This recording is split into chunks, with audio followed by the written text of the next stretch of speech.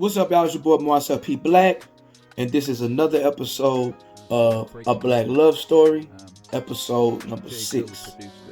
Last time I talked about the Ardmore Tiger basketball team and how much I love playing basketball for the Ardmore Tigers. Now I'm about to talk about being part of the pride of Ardmore, the Ardmore Tiger Marching Band.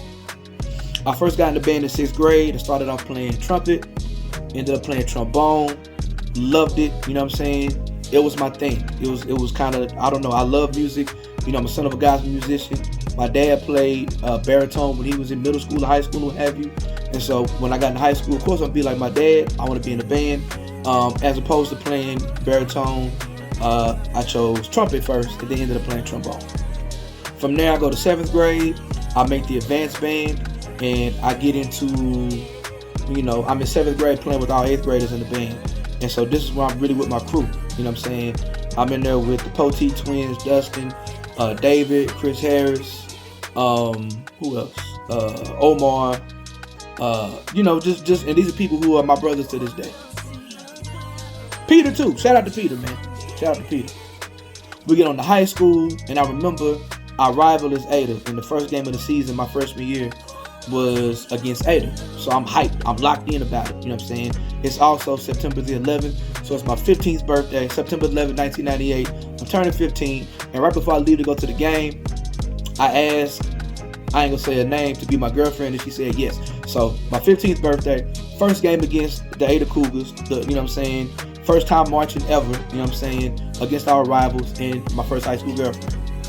It ain't nothing against her, but that's just old, you know what I'm saying? Ain't no reason to bring that name up. Marching band was my thing because, you know, I love basketball, but I wasn't that good at it, right? And honestly, I wasn't the best trombone player, but for my personality, it let me shine. Like, sports got a whole different level of politics, and I feel like in the band, it wasn't that. If you just come and you show up every single day, you give your best, and you just kind of be a part of the community, one band, one sound, have that mentality, you can shine. Band is the first time that I was ever called a leader. I was always a leader, but Stan Stevenson, God bless his soul, one of my all-time favorite teachers, was the first person who told me I was a leader. Funny story. My senior high school, Mr. Stevenson is at a band competition. And so our assistant band director, Mr. Bigler, was there. And so he tries to pull a stunt and tries to have a pop quiz playing Go Big Red 2.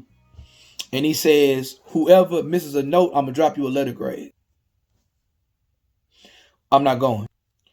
So I'm the section leader of the trombone section, but I'm one of the few seniors in brass. And so I kind of had a little weight to carry, right? I'm like the last holdover from the other dudes who was like really popular in the band. I'm like the last one left. And so I had like a little clout or a little power, I guess you want to say. So I told the whole brass section we're not playing. The low brass, brother. Not the whole brass section, but the low brass.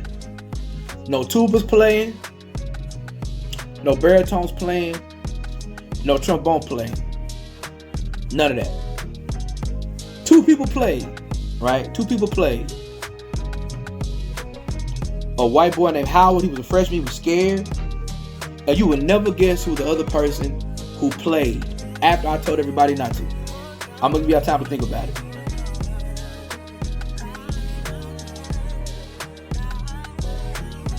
Y'all, the other person who played after I told everybody not to play, they broke the picket line, was none other than my wife now. Just at the play. I told everybody not to play. We talking about maybe 20 people. Out of the 20 people, 18 people did not play. Of course, the little scared white boy, I get it. But my wife, come on, man. You know what I'm saying? And I bring this up about her all the time, how she sold me out to the white man. So I'm going back and forth with the band director, and he's talking spicy. I'm talking spicy too. I'm like, oh, I'm about to get in trouble. Because I put on the show.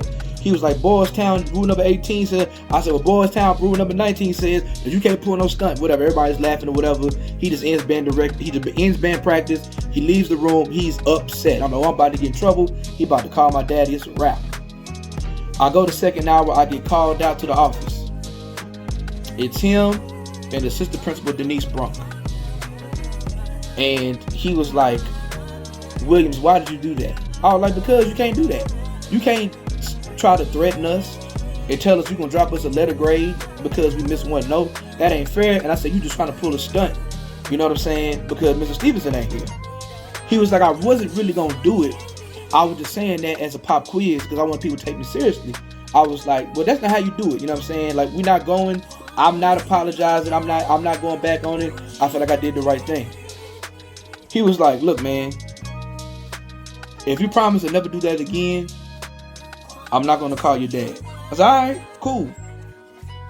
In my mind, I knew if it happened again, I was going to do it again. But I was going to say anything for him not to call my dad. And that was just one of the few times I kind of bucked the system my senior year and won. So many stories from the band. I'm going to stop right here. I got a couple more stories to tell, but I'm going to stop right here. What I do want to say is, rest in peace to Stan Stevenson. The first teacher to ever tell me I was a leader. He saw something in me. He allowed me to shine. He put me in a position to shine. I remember he told me specifically, it was really weird my senior year. Like, not only was like I in charge of the brass, but I was like in charge of the black people. So like we had like a black bus, you know what I'm saying? But I feel like I was in charge of making sure the black people were straight. We had a couple of racist white boys I had to check, ask conversations with, blah, blah, blah, blah, blah. And I remember at the end of the year, Stan Stevenson told me, I respect the way you take care of your people. You're a real leader and don't ever lose that skill. So rest in peace, Stan Stevenson, man, you the GOAT. Comanche and Elm is out, y'all. Do y'all like it? I don't know. I gotta promote it more. But do y'all like it? You know what I'm saying? Let me know.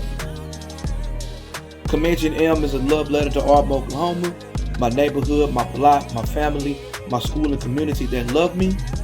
Black Love is a love letter to everything that made me black. Black Love, the album comes out on April 3rd. MarcelPBlack.bandcamp.com. I'm about to drop the pre-sale orders very, very soon. Y'all make sure y'all tap in with me. You'll be able to order some CDs, other types of physical merch, and apparel as well. Allah Mojave, freedom. Red dirt, powder blue. Red dirt, powder blue. Oklahoma.